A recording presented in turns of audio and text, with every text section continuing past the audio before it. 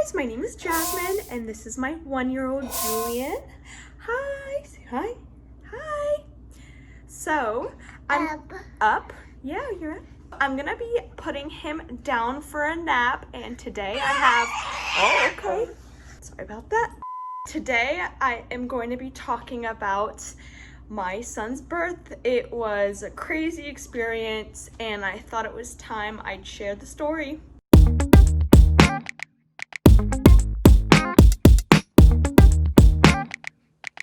If you're new to my channel, don't forget to like and subscribe or comment down below and tell me what you think. Okay, so Julian is down for his nap, and like I said before, I'm gonna be talking about Julian's birth story, and there's a lot to talk about and there's a lot that I'm gonna go over. And it's honestly like hard to know where to start because so much happened that week and the week prior, and it was just an overall crazy experience for me. I had a 10-pound baby. I was in the hospital for 7 days. I couldn't walk for 7 days. I was basically using a walker like 2 weeks after I left the hospital. It was an overall traumatic experience, which I'm gonna go over in this video. So Julian was born July 2nd, 2019, and he was born a week after his due date. I was induced, and his due date was June 24, 2019. Basically, the week prior to my induction, I literally thought I was in labor. I would go into the hospital every other day saying like, oh, this is it, this is it. Like, I'm having contractions, like no joke. I thought I was in labor the week before giving birth, but like every time I would go into the hospital, they'd say, no, you're not in labor. Those are like Braxton Hicks, or those aren't the real contractions. Like, you know when you're in labor. And I don't know, like even though like I felt like I was in labor, the nurses kind of like told me like, no, like this is just like leading up to, you know, the process of like actually being in labor. So like even though every other day I would go into the hospital, like a few days before my due date, on my due date, like before my induction, and every time they'd send me back home saying, no, like you're not in labor, like you are having contractions, but you know, you're not dilating. That's basically what happened prior to my like actual induction. So it was kind of disappointing thinking that like, oh, I'm gonna have this baby, like I'm having contractions, to being like let down saying no, not yet. But that leads me to my induction date, which was July 1st, 2019, a day before he was actually born. I basically had an over 24-hour labor. It was crazy. My induction actually took place I think around 6 p.m. I was scheduled to be induced a day before his actual due date, which is July 1st. Basically what happened was I went to the hospital, had everything packed, everything ready to go, signed a bunch of documents, and like I thought like I was gonna have the baby right then and there, but you know, it was a lot longer than that. It was a long process. They didn't want to give me Pitocin at first because when I went into the actual hospital, that I was actually having like contractions, and I was starting to dilate. So they gave me a pill to take. I forgot the name of that pill, but basically a pill to take that will kind of like softens the uterus and kind of gets things going and ready. And basically after like an hour after taking that pill, my water broke, and it was just like messy and crazy. Like I had no like expectations of what it would feel like, but basically it felt like a waterfall running down my pants. It was like weird. But I guess it's like a good way to explain it because it was crazy. And I thought, oh, the baby's coming, like wow, that was fast. Like an hour after taking this pill, I called the nurses came in like, okay, like we're gonna check to see like how far you dilated, and like I was literally only like 3 centimeters. I came to the hospital like about 2 centimeters dilated, so I only like dilated an extra centimeter. And so they said no, not yet, it takes time. And like a few hours later, when they saw that there was no like progress, they started to give me like Pitocin, and that is when the contractions started coming, and like those ones hurt. Oh my, they hurt, and I wanted to push through it and not get an epidural. They started giving me IV, I think fentanyl, which didn't really help. It kind of helped for the first like 5-10 minutes, but after that, when the contractions like come, they start getting stronger and stronger. It didn't really help. It distracted me a lot, but it didn't help. So after that, I told them, okay, I'm ready for an epidural. I'm ready. And about like around that time, it was the next day, I think around the afternoon or around noontime, and I was kind of around 6 centimeters dilated. And they asked me, are you sure you can't walk? You can't go to the bathroom, which they put a catheter in, so like it was fine. But so I said, no, I am ready for an epidural. I need it. I was in so much pain. I couldn't take it anymore, even though like I wanted to wait it out, but I just couldn't. So I got the epidural, and that was another like a traumatizing experience, because I think it was a nurse who put the epidural in place. I don't know what happened, but a shooting pain literally rushed up one leg. Like it hurt. It was like a throbbing pain shooting up my leg right after the epidural, and I screamed. I screamed.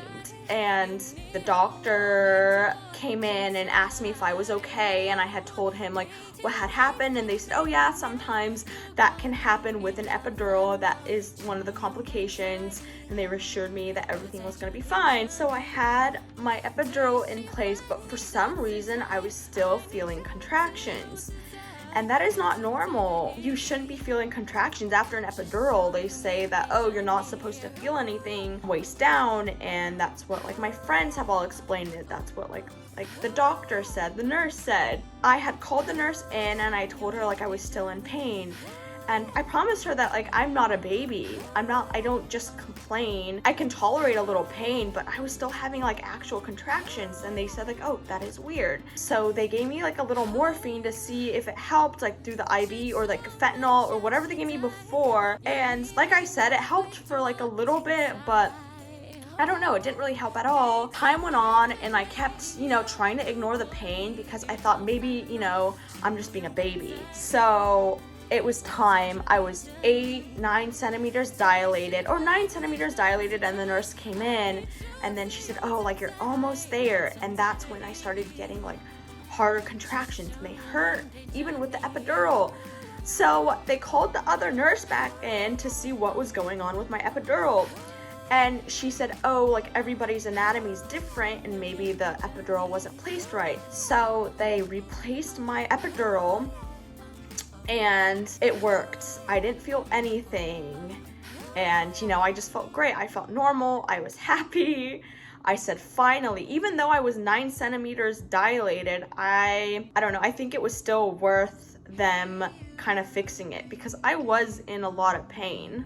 Then the midwife came in to check to see if I was dilated. I must say, my hospital asked me if I wanted a doctor or a midwife, and the nurse had explained like, okay, a doctor has like a lot more patients, so you basically will be seeing the doctor on the birthday, but the midwife comes in, checks on you, and is very attentive to your needs. So I chose a midwife because I liked that a lot better. So the midwife came in and checked to see how far I was dilated. Since the last time they checked, I was 9, and then they said, oh, okay, you are fully dilated, you are fully ready to have this baby. Are you ready? And I was like, yes, I am ready to have my baby. I waited so long, a week after expected, so I was ready. While like I was still dilating, my baby's heart rate started to drop, and the nurse had to come in with this giant horn and started like honking this horn all around my baby. And I like looked at her like, what are you doing? And she said that she just had to wake the baby up because she was just really worried. Like his heart rate started to slow down, but that helped. And then like my oxygen level started to drop, and that's when they had to give me oxygen. It came down to like the pushing part. And like at first the doctor had, or the midwife had kind of went over everything, and we kind of did a few practice rounds of like how you should push, because it's like a different kind of push than, you know. So so we had to like run through a couple practice rounds. I was basically pushing for 5 hours. So I was induced, and it took me 24 hours to be 10 centimeters dilated, and then it took me another 5 hours of pushing. So that's basically a 30-hour labor right there, like 5 hours just pushing. And it was a long time. It was so long. I was like tired and frustrated, like, why isn't this baby coming out? After the 3rd hour, my midwife asked, like, hey, should I call the doctor? Would you like a C-section? Because the midwife can't perform that, but a doctor can. And it had been like 3 hours, but I actually had my mom in the room because like I needed that support, and my mother-in-law and my husband, and my mom had a C-section, and she told me, Jasmine, like, you know, you want to kind of try to have it naturally. Just keep pushing, like it's gonna happen. So like I stuck it out for the other 2 hours, and it was hard. It was really hard. So finally 5 hours went by, and my son was born. He was born on 9:12 p.m. the following day. So it was just crazy. And he was born 9 pounds, 12 ounces, almost 10 pounds. The nurses were surprised. The doctor was surprised. Everyone was surprised, because I was told I was gonna be having a small baby. My husband's small, I'm small, and like every time they did the measurements, like my doctor said, oh, like cute 7-8 pound, like normal baby. I didn't expect to have a 10-pound baby. Like it didn't come like across my mind. It was the last thing I thought about.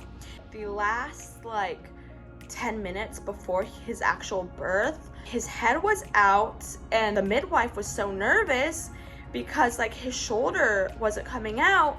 So they kind of had to do like a C-section, but like down there. It was crazy. She had explained to me that after, because like her face like looked like she was worried, and she had told me what had happened. She said that it was almost to the point where she either had to break his shoulder blade or my like pelvic bone to get his shoulders out, because his shoulders were so like broad. He's a big baby, and I'm pretty small. Like he was 10 pounds. He was finally born. I was happy. I forgot all about that. I forgot about pain. I forgot about pushing for 5 hours. I was just so happy to have that baby like in my arms. Like I was so happy. The following day, they had moved me from the labor and delivery room to the postnatal rooms. And like there, like the rooms were a lot smaller, because like my delivery room was pretty big. It was pretty big. So the postnatal room was a little bit smaller, but it was still really roomy and comfortable. But yeah, so the doctor had came in, asked me how I was doing, checked my vitals, and they kept checking the baby's vitals for like every hour. And since he was a really big baby, they had to check him for diabetes for 3 days. So the day after having him, my legs, like I couldn't move, and I couldn't move my lower half, the lower half of my body. So the doctor had said, oh, like you're still recovering from the epidural, don't worry, just give it time. Like by the end of today, you should be able to like start moving. The night had come, and the doctor came in, and I still couldn't move. And that was a little weird. So they had said, okay, sleep it off. Like we're gonna check tomorrow morning. So now it has been like 3 days after like being admitted, and the doctor had said, oh, like this is really weird. So they had called like anesthesiologist and other like specialists to see what was going on. They had all said like, oh, she's still recovering from the epidural, you have to give it time. But they wouldn't let me leave the hospital till I could like walk, till I could feel the lower half of my leg. You know, physical therapists would come and do tests to see if I could get that strength back. But I still couldn't walk, I couldn't move. It was an overall like emotional experience, because yes, I have my baby, but where are my legs? Like, am I gonna be able to walk again? A few days went by, and it was very emotional. I couldn't walk. I didn't go crazy, but I was just really sad and I wanted to go outside. I wanted to see the sun. I wanted to get fresh air. I was stuck in the hospital, and at that time it had been 5 days. I had asked a nurse if I can go outside, if someone could wheel me outside, and the nurse said, like, no, I can't let you leave. And that's when I accidentally said, like, if I don't go outside, I am gonna go crazy. And she kind of misinterpreted what I said. Like, I didn't mean like actual crazy, but since she's a nurse, she took it as crazy. So that's when like a psychiatrist came in, and I had explained, like, no, like, I'm just like saying that I've been in here in a room for like 5 days. I just want to go outside. I want to see the sun. I want to get fresh air. Like I've been stuck in a bed, like a literal bed for 5 days. So that's when the psychiatrist said, oh, she's okay, just take her outside real quick. So they got the okay from the doctor, and they wheeled me outside, and that was like relieving, because that's all I wanted. A day went by, and that's when physical therapists came in. We started doing exercises. I was starting to like lift one of my legs up. They were doing tests, but like the other leg, like I couldn't like move it. But they said that is progress. Like maybe it's just nerve damage from everything, from maybe pushing for 5 hours, maybe from the epidural or the second epidural that I got. So who knows? They started doing physical therapy and exercises with my legs, seeing like how far I can lift one leg. But my left leg, like I couldn't move it at all. It was weird. The 6th day of being in the hospital, or 7th day of being in the hospital, I could finally like scoot up and like move my legs towards like the side. I couldn't stand up and I couldn't move really one of the legs, but I could get in a position where I can like sit on the edge of the bed. The moment I did that, like I felt so happy. That was so relieving. But later that day, I had fainted. I passed out, and that's when the nurse freaked out. I was scared myself, and they had drawn my blood, and they had said like, oh, you have a really low blood count. That's probably why. So I had gotten a blood transfusion on like the 7th day, and after that, I don't know what had happened, but that gave me strength and energy to move and get up. I still couldn't walk, but I could stand, and that was so much progress. Like I went from thinking like, oh, I'm not gonna be able to stand. That just gave me a little bit of hope. And that's when the doctor said, oh, you got like a little bit of your strength back, because the reason why they wouldn't discharge me was because they wanted to get me at a comfortable position to where I could stand and be a little bit mobile. And they had then given me a walker, and we were just practicing how to walk with a walker, and that was really helpful. So I was finally discharged after like the end of the 7th day. I was so happy. I just wanted to go home. I wanted to take my baby home. I wanted to like sleep in my own bed. But they said that a physical therapist has to come and check on me and practice exercises so I can walk again. So then like I took my walker and I said, okay, deal, just get me out of here. I'd rather do the rest of my care at home. I just want to be home at this point. So yeah, I was discharged, and I was so happy just like to finally be home. That brings me to physical therapy, and the exercises that like I was told to practice at home really helped. Like I was walking with my walker, and I was able to get the strength of my other leg back, and that was really relieving. That had relieved so much stress, because I was just afraid that I was gonna walk with a walker for the rest of my life. No young 20-year-old wants to like lose that, and I know like it's unfortunate for other people, and it's really scary, and it was a really scary experience. But I started to get the strength back. I was starting to be able to walk again, and walk slowly. I couldn't really walk upstairs or run, but I was able to walk. I understand like my mom was really worried about me holding the baby and walking, so I wasn't really holding my newborn and walking, which was sad. I had a lot of help from other people to help care for him, and that was really helpful. After 2 weeks of being discharged, I was finally able to walk without the walker. So it had been like 3 weeks postpartum. I was able to finally walk. But my legs weren't as strong still. There's still areas where I couldn't feel anything, any touch or sensation. So I was still going to physical therapy for about 6 months after having Julian. Physical therapy helped, and I am glad because now I could walk, I could run, I could go to the gym. I went from, like I said, like the fear of the unknown, like what's gonna happen? Am I gonna be able to walk? It was so scary. And like, I know I'm smiling about it now, but that is because I am so happy that I have a healthy boy. More than healthy, he was basically 10 pounds. So that means, you know, he was a really healthy boy. All of his tests were normal. He was growing so fast. Every time I would go to the doctor, they tell me he's in the 99th percentile. Wow, like he's off the charts. So that was really like happy to hear. Even though I went through all of that, I am so happy that I gave birth to a healthy boy. And at the end of the day, that is all that matters, the health of my son. That was the most traumatic but most exciting experience that I have ever experienced. I am so blessed.